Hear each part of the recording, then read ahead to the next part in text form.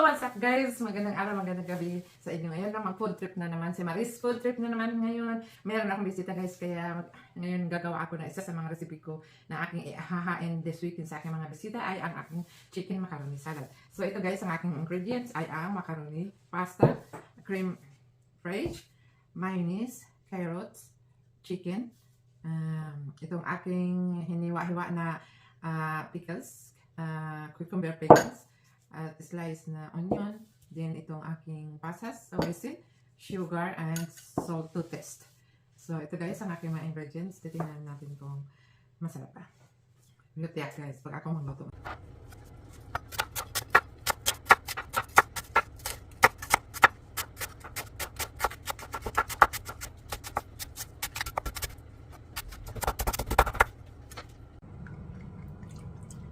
Olive oil, salt,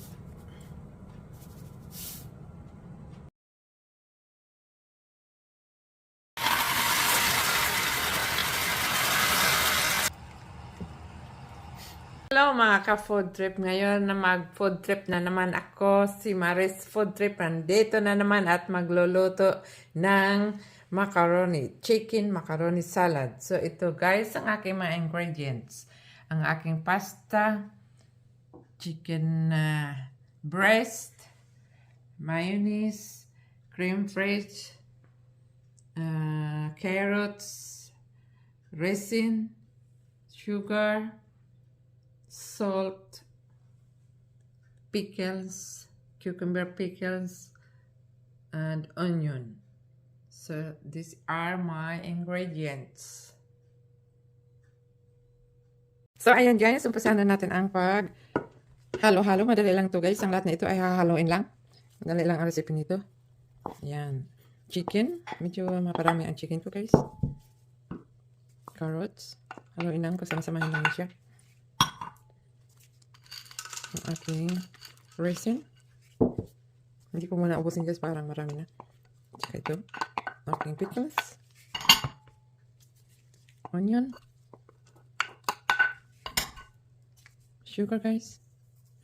Hindi ko muna ubusin. Baka masobrahan na sa sugar. So, salt. 1 tablespoon salt. Then, paghalo-haloin natin siya guys. Sama na rin natin paghalo ang ating mayonnaise. Itong aking mayonnaise guys, tentative lang ito. Baka kulang pa ito. Meron pa akong itagdag doon. Parang kulang pa yata ito kasi naparami ko ang Subukan natin. At saka itong aking cream fraiche.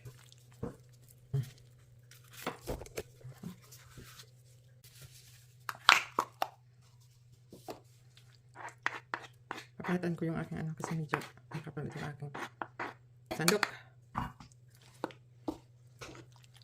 So ito guys, halo-haloin lang. Madali lang recipe ito.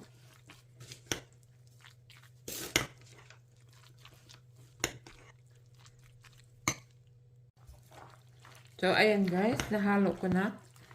Tikman ko kung tama na ba yung sugar niya at saka yung salt. Medyo kulang ang sugars guys.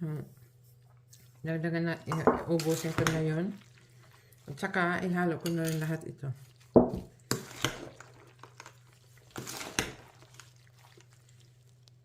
Ayun guys, tamang-tama lang yung aking ingredients, yung mayonnaise at saka yung kanina.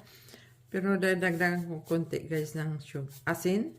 Kasi medyo kulang sa asin. Gusto ko na yung combination ng sugar at saka asin. Para masarap.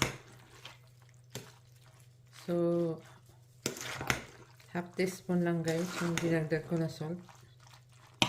Titikman natin ulit.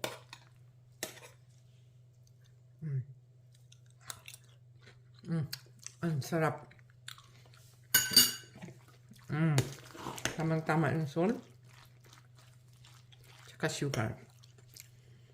So, ayan guys. Sasalin ko sa lalagyan. Para ilalagay ko sa ref. At bukas pwede na ito kainin. Ang sarap guys. So, ayan guys. Bukas pwede na ito i-serve. Fresh muna natin at i-serve.